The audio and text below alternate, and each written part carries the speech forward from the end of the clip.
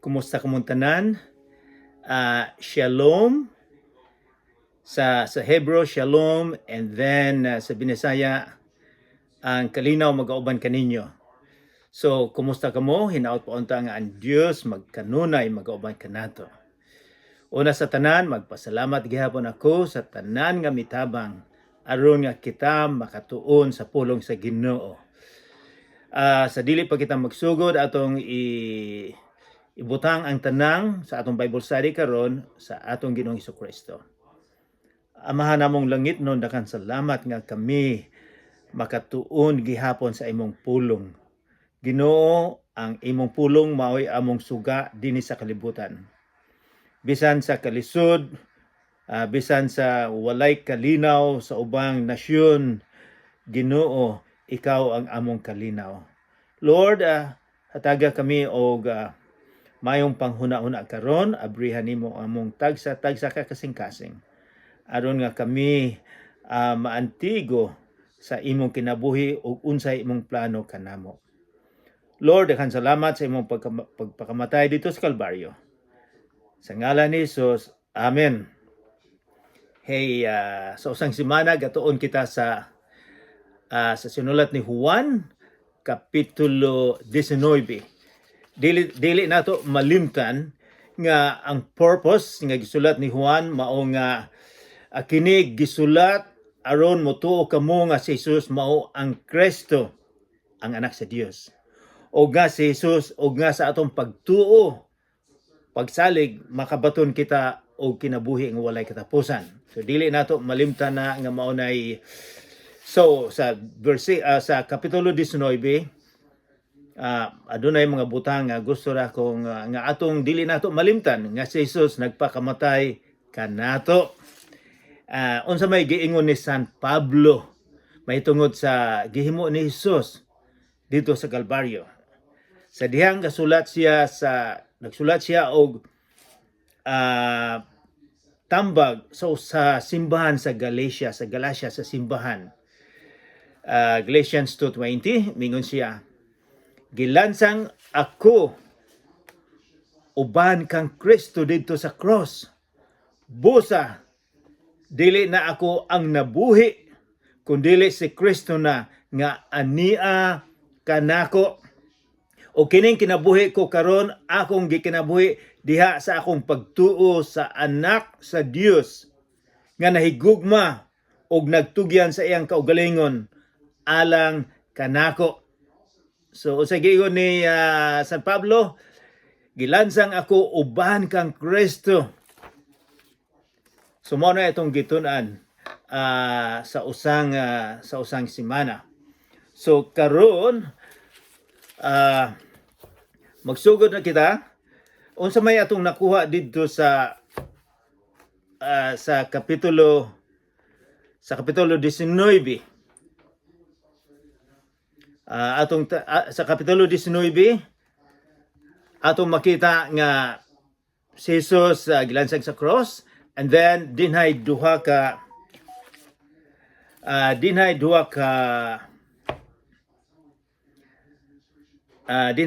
kawatan nga gilansang uban sa atong Ginoong Hesukristo. Ang usa miingon siya, Ginoo, muuban ako kanimo bisag asa ka. Ang atong Ginoong Hesukristo, bisag unsa kadakong sala ni atong kawatana, miingon siya, ako kang dalhon. Si Jesus ang maong dako kayong eraser. Iyang i-erase ang atong sala kung musalig kita dina kaniya nga muangkon kita nga kita makasasala. Siya ang dako kayong eraser tungod sa iyang gugma ug tungod sa iyang gibuhat dito sa Kalbaryo. So walay paglangay-langay atong abrihan ang atong Bible sa Kapitulo 20. Ang lubnganan nga wala nay sulod. Verse 1, sayo sa buntag, sa unang adlaw sa semana, samtang ngit-ngit pa, si Maria Magdalena miadto sa lubnganan ug nakita niya nga ang bato nga naligid nagikan sa baba sa lubnganan. So mohunong tagjutay sayo sa buntag dinhi ato makita nga miingon si Juan si Maria Magdalena. Apan posible murag sa ubang mga writings nga dili lang si Maria Magdalena kundili kadtong mga tao nga kadtong mga babae nga sa paglansang ni Jesus dito sa Kalbaryo, paglansang ni Jesus sa Kalbaryo nga sila galantaw. Ato na nang gitun-an sa usang semana. So posible nga sila usab ang miuban ni Maria Magdalena kauban ang inahan ni Jesus si Santa Maria. Kinsa man ni si Maria Magdalena? Si Maria Magdalena taga Magdala. Duol ni siya sa lugar dito sa Lake Galilee sa pag-adto namo. Kining lugar Magdala murag na famous ni nabantugan nga daghang prostitute, mga daghang pampam. Ug ato pong nabasa nga gipasaylo ni Jesus si Maria Magdalena posible nga adunay 7 ka demonyo ug iyang gipasalo, iyang gikuha ning 7 ka demonyo nga nasulod ni Maria Magdalena. So nabag-o si Maria. Miingon si San Pablo kung kinsa kadtong dakong sala nga gipasaylo mao usab ang nahigugma ug dako. So gi-erase sa atong Ginoong Jesucristo ang sala ni Maria Magdalena. Ikaw ug ako usab sa atong mga sala. Walay taong perfecto, nakaibulot kitang tanan nagkasala. So adunay promise nga bisag unsa kadako sa atong sala, iyang i-erase kung musalig kita sa iyang gibuhat dito sa Kalbaryo. So sa lubnganan nakita niya nga ang bato naligid na kay sa unang panahon ang ilang lubnganan murag bangag lang na og butangan og bato, dako kayn bato para walay makakaon palitag na iro o kanding, walay makasulod og ila po ng butangan og silyo nga walay manghilabot ani kay adunay dako kaayong multa. Ang multa kinabuhi nimo kung kawaton nimo ang lawas nga patay. Kung unsa imong gikuha dito sa sulod, kung naabay kwarta dito, ang punishment kinabuhi nimo. So sa pag-adto niya nakita niya ang bato wala na. Nga unta naamay dako kayong bato. So bersikulo 2, midalagan siya og miadto kang Simon Pedro. Dili lang siya og midagan siya og miadto kang Simon Pedro og sa tinun-an nga gimahal ni Jesus og giingnan niya sila, gikuha nila sa lubnganan ang Ginoo ug wala kami mahibalo kon hain nila ibutang siya. So nahibalo na so niining usa ka sentence nga plural, miingon siya kami. So dili lang di ay siya. So midalagan sila og may report din sila sa mga leader, Simon Pedro og ang tinun-an nga gimahal. Kay bulo natag kinsa ang miingon nga gimahal ni Jesus. Si Juan ang gasulat, di ba? Kay bulo kita. Nag-report sila. Unya si Pedro og laing tinun-an nangadto sa lubnganan sa diyang nahibaw-on nila midalagan sila. Apan ato usab nga mahibaw-an sa ubang mga writings na murag wala sila mutuo sa mga babae nga miingon si Jesus nabanhaw. Pero si Pedro ug si Juan midalagan. O nya si Pedro ug ang laing tinun-an nga nangadto sa lubnganan. So laing tinun-an mao ni si Juan. Nagdagan silang duha apan ang maong tinun-an si Juan mas kusog nga midalagan kay kang Pedro ug nahiuna pag-abot sa lubnganan. Wala ta kay balo, posible siguro nga si Juan kining writers kaning magsusulat posibleng bata siguro siya, so kusog mo dalagan.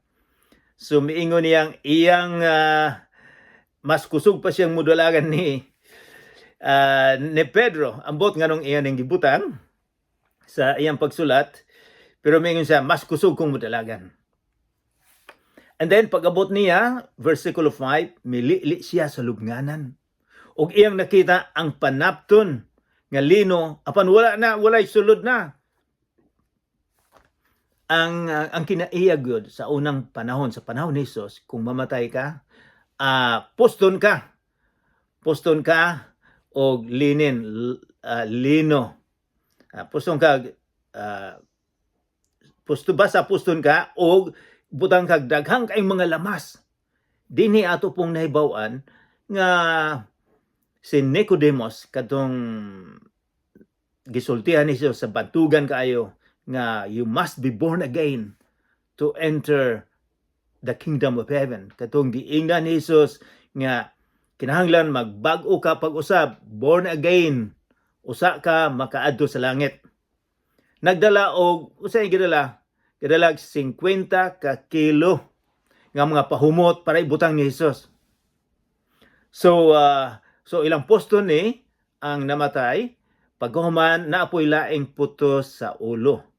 Apan dinhi miingon si Juan nga nakita dito ang panapton sa lino. Nakita nila og ang panapton nga giputos sa ulo ni Jesus.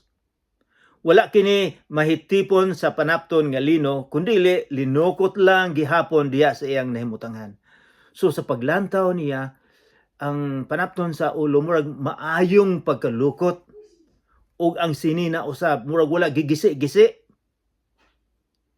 Unya katong tinud-an nga nahiuna pag-abot sa lubnganan si Juan misulod usab og nakakita siya og mituo. So mao nay pulong nga nakita niya og mituo gyud siya. Mituo siya nga si Jesus wala na didto sa lubnganan. Wala na. O dinhi ato usab nga may baw-an nga si Jesus na banhaw. Pero mituo gyud siya nga wala na. Wala ba mo nahibalo nga dinhi sa kalibutan karon daghang mga relihiyon dili motuo nga si Jesus na banhaw sa cross. Insya binuang na walay tao nga mabanhaw sa cross. So si San Pablo sa dihang miadto siya sa Athens, Greece, nagtindog siya sa Mars Hill. Sa pag-adto nako sa Athens, Greece, dito sa pugog tindog nagpakuha og picture.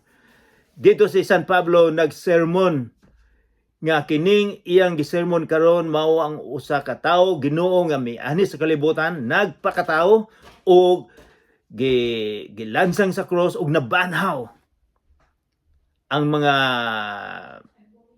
mga bright kay mga tawo dito sa Athens, Greece, wala mo tuo nga naay tawo nga mabanhaw.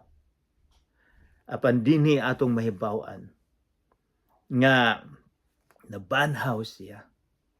Nabanhaw itong Ginoong Jesucristo. Nabanhaw siya og miingon siya, ako giyon miingon nga nabanhaw siya, nakita niya og mituo sa verse 8. Verse 9, wala gihapon sila makasabot bahin sa kasulatan nga nag-ingon nga mabanhaw siya. So kining versikulo 9, dili nato malimtan nga kining nahitabo sa atong Ginoong Jesucristo nga nabanhaw, nahasulat na sa karaan nga tugon sa Old Testament nga nabanhaw siya. Unya na mauli ang mga tinuna. Unsa man tong adlaw? Una sa iyo sa buntag sa unang adlaw sa semana, Domingo. Naibalo ba mo nga paghuman nagpila ka tuig ang mga Kristohanon nagsimba na og Domingo? Kay kabalo ka ang nahitabo ang na-converter nga mituo sa atong Ginoong Jesucristo, ang kadaghanan dili mga Hudiyo nga gasimbag Sabado, kundi mga Gentile.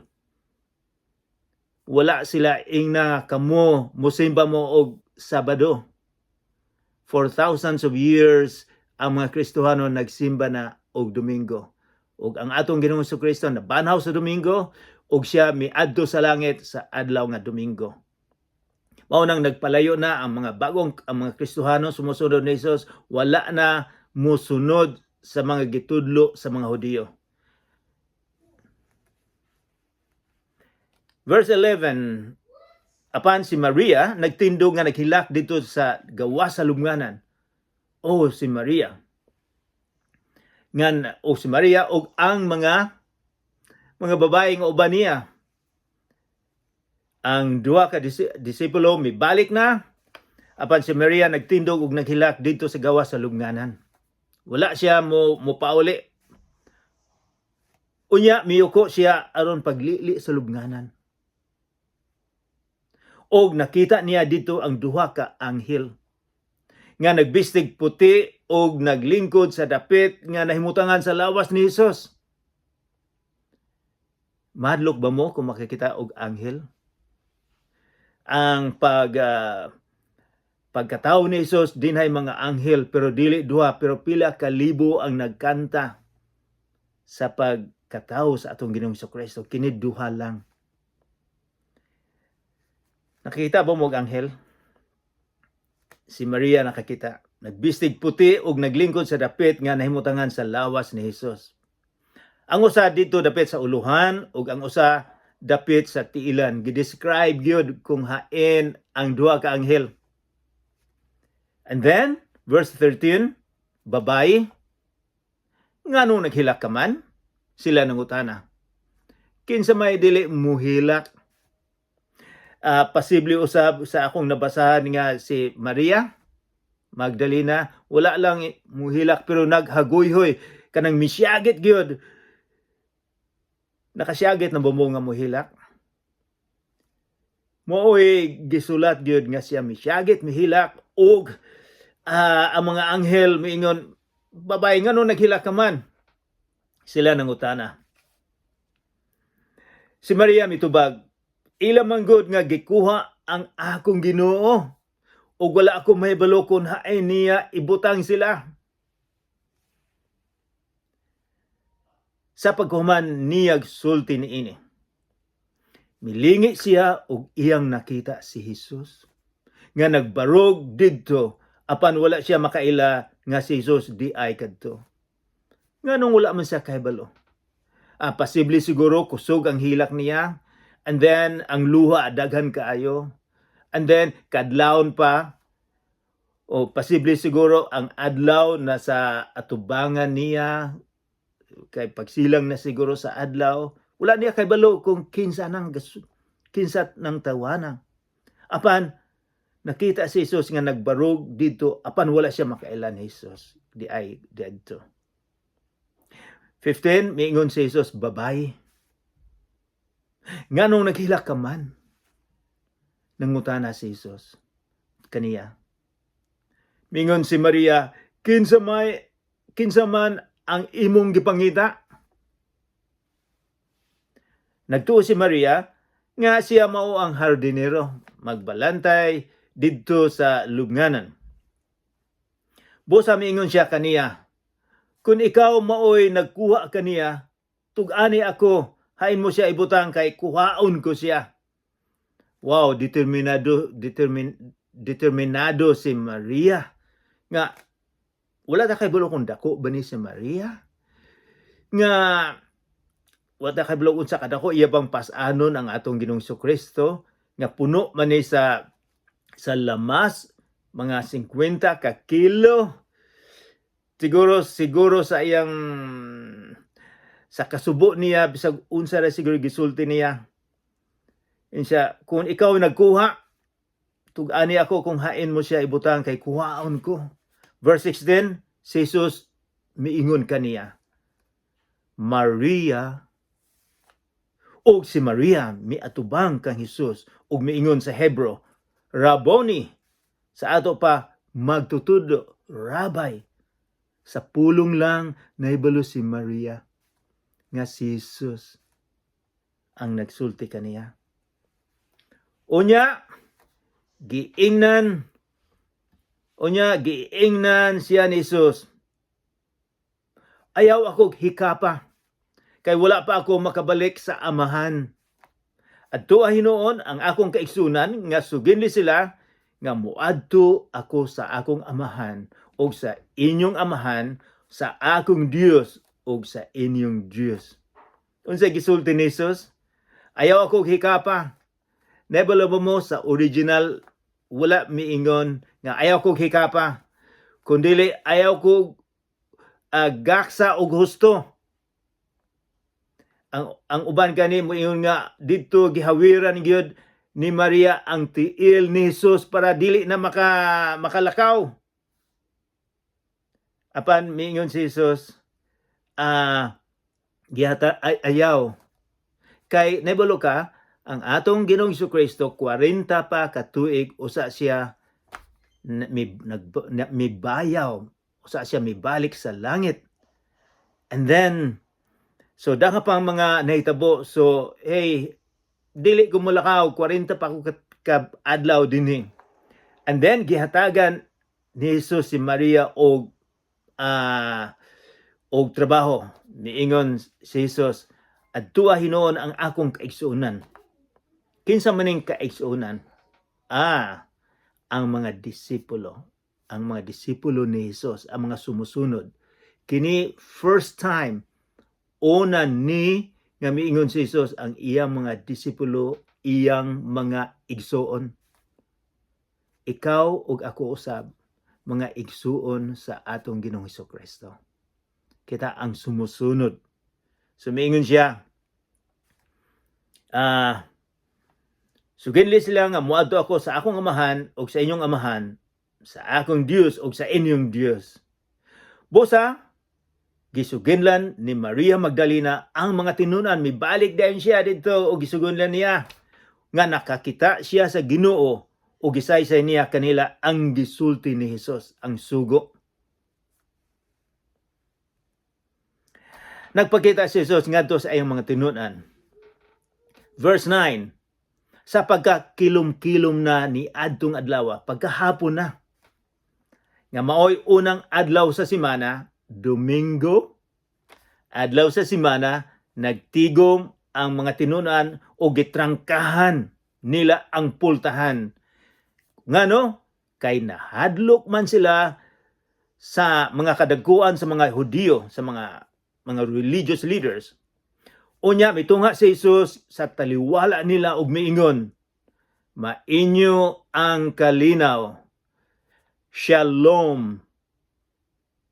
Miingon ang atong Ginoong Jesucristo.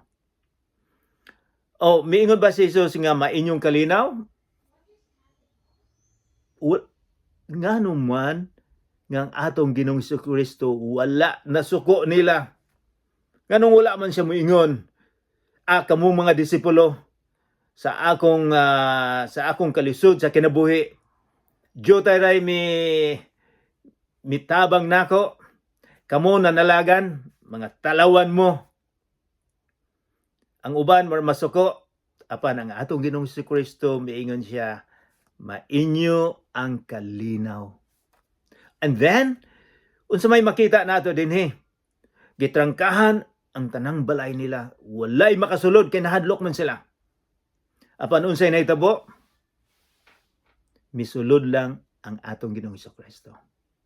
So sa iyang pagkabanhaw, makita nato nga bisan sirado, bisan unsa kadako gitrangkahan, makasulod lang siya. Apan ato usab nga makita nga gigutom usab ang atong Ginoong Jesucristo. Ato usab nga makita nga sa dinhay nga nakita nila nga si Jesus naglakaw sa dagat. So daghang mga butang nga makita nato nga si Jesus Ginoo, ug dinhi ato usab nga makita nga ang resurrected body sa atong Ginoong Jesucristo musulod, makasulod siya. Dili ko maka-explain nga no.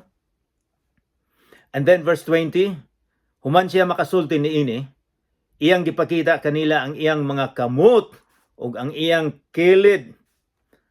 Nalipay pag-ayo ang mga tinunan sa ilang pagkakita sa Ginoo. Unya, verse 21, unya si Jesus miingon kanila, pag-usab, mainyo ang kalinaw. Ingon nga gipadala ako sa amahan, ako usab nagpadala kaninyo. Si Jesus gipadala sa atong amahan sa pagpakamatay dito sa Kalbaryo, sa pagpalit sa atong sala. And then miingon usab si Jesus, mainyong kalinaw, ingon nga gipadala ako sa amahan, ako usab si Jesus ang gasugo nila ug nagasugo usab kanato. Padala kita aron nga mahibaw-an sa mga tawo nga si Jesus lang ang dalan, ang kamatuoran, ang kinabuhi nga walay katapusan, siya lamang, dili ang atong relihiyon. Mao nay gisugo ni Jesus. Ikaw ako usab kung tinuod ka nga sumusunod ni Jesus, mao nay mensahe usab. Dili lang di ay nga kita nahimong Kristiyanon maglingkod-lingkod lang. Magsimba sa Domingo, okay lang. Magsinina og gwapo kayo, okay lang. Dili di ay. Atong isangyaw ang maayong balita. And then, verse 22, dinhi importante. Gisulti niya kini ug unya gihoypan niya sila og giingnan. Gihoypan. Dawatan ninyo ang Espiritu Santo. Haymon tayo nahibulo usab og gihoypan sa paghimo sa mga tao. Ang Dios gihoypan niya ang tao og nahatagan og kinabuhi. Kini usab gihimo ni Jesus, iyang gihoypan sila aron nga sila makadawat sa Espiritu Santo. Sa Acts usab, sa sinulat sa Acts, di na po'y misulod usab ang Espiritu Santo sa daghang mga tao. And then, verse 23, kung pasayloon ninyo, mo na iyang gisulti, kung pasayloon ninyo ang mga sala sa mga tao. So kini gisulti niya ni sa mga disipulo ni Jesus, gipasaylo kini, kung dili ninyo pasayloon ang ilang mga sala, dili usab kini mapasaylo. Usbo na ako pagbasa. Kung pasayloon ninyo ang mga sala sa mga tao, gipasaylo kini. Kung dili ninyo pasayloon ang ilang mga sala, dili usab kini pasayloon.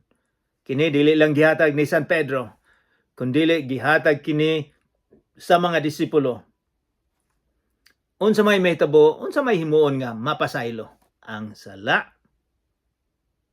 Kinsa may makapasaylo sa sala. Di ba gisugo man sila sa pagsangyaw sa maayong balita?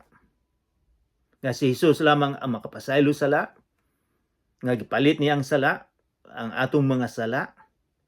So mao ni evangelism, mao ni pagsabwag sa maayong balita. Kung kinsa kadtong mutuo, musalig sa atong Ginoong Jesucristo sa pagsangyaw sa maayong balita, ang ilang sala mapasaylo. Dili ang mga